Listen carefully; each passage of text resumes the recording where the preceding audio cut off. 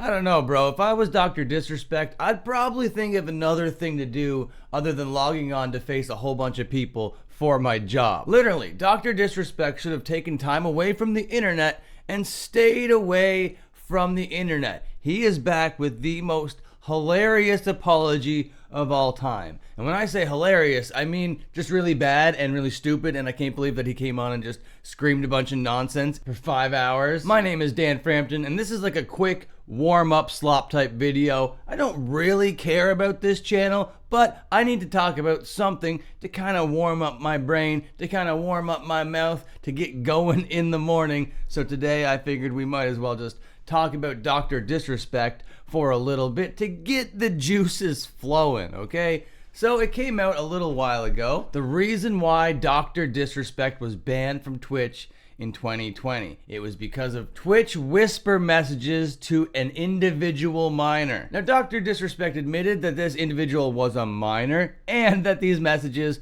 were in fact inappropriate, okay? So I don't understand why we, the public, just can't have access to these messages so we can determine for ourselves. Because Twitch is like, this was enough to fire him from our platform. This was enough to banish him into the nether realm, okay? But it wasn't quite enough to throw him in jail. Oopsie, it's not really enough to be considered illegal, but it is illegal enough for us to not want him on our platform ever again. He's a danger. What is it? It is so confusing out here with Dr. Disrespect. There's just too many things to even start with this guy. Okay, so how do we do this? Let's go back to the very beginning. 2017, on Twitch, this guy blows up. He becomes like the guy on Twitch. He has one of the most high effort streams that I have ever seen, if not the most high effort, high tech streams I have ever seen. Multiple screens, multiple sets.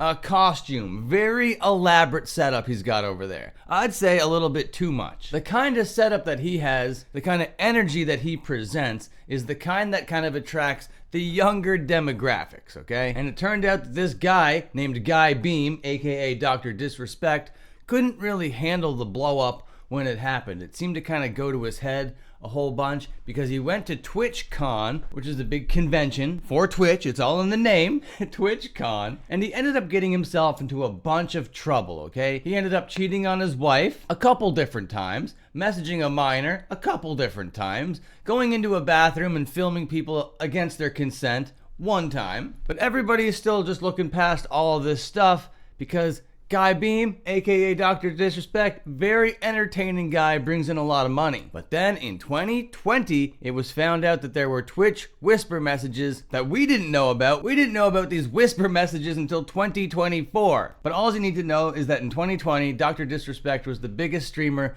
on the platform, and then all of a sudden he was just yoinked away from it all, leaving the entire world to wonder and gasp, where's the duck? What have you done to Dr. Disrespect? And this guy had an exclusive contract worth millions of dollars, but YouTube was just like, hey, come on over here, buddy. You can do your crazy little stuff over here. And then when he was on YouTube, it was very successful, don't get me wrong, but he wasn't really pulling in the same numbers that he was on Twitch. But through 2020 until 2024, Dr. Disrespect would use YouTube to stay relevant and to stay in the hearts and minds of internet users across the land. And then, out of the blue, a disgruntled Twitch employee hits Twitter and goes, oh yeah, Doc was banned for inappropriately messaging a minor using the Twitch Whispers function. And I haven't even mentioned Slasher yet. Slasher was a journalist during the whole fiasco that claimed that he knew the reason why Dr. Disrespect was banned, but he just couldn't let anybody know. And then when it came out, he tried to pull all these kind of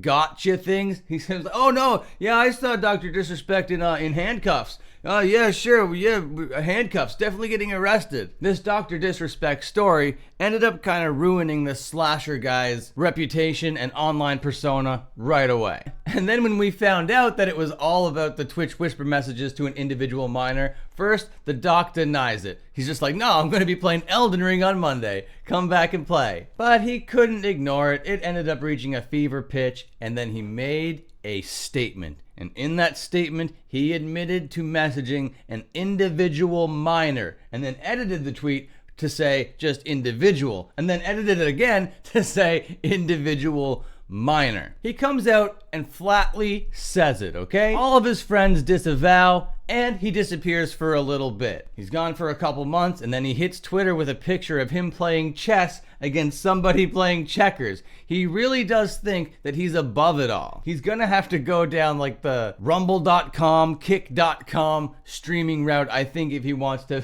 have an audience, but maybe not. YouTube did demonetize him, but he will get remonetized once he earns it again, for sure. But that all brings us to his apology stream. And it's not really an apology. It's 5 hours of him just going off and screaming. He says that the person wasn't a minor, even though he already said that a person was a minor. And he said that he said it was a minor at first to kind of just like trick people or something. I don't know why you would do that. But then he was like, no, you didn't even consider. The person wasn't a minor where they were at. Now, sometimes age of consent is 16 or 18. But here's the weird thing about it all. During this whole thing, he said these messages were inappropriate, but they weren't sexual in nature. But then he goes on and talks about the age of consent. So what is it, Guy Beam? Why are you talking about not sexual nature and then age of consent? Age of consent wouldn't matter if it wasn't sexual in nature. You come back, you're screaming at the camera for fucking 5 hours straight, only to bury yourself even further. Worst apology of all time. You really should have just come on with your little ukulele if you wanted to make a fucking impact with something. So the doc is back. He doesn't think that it's that big of a deal, and we should all just shut the fuck up about it. And I know I'm about to shut the fuck up about it because I'm done now. Bye.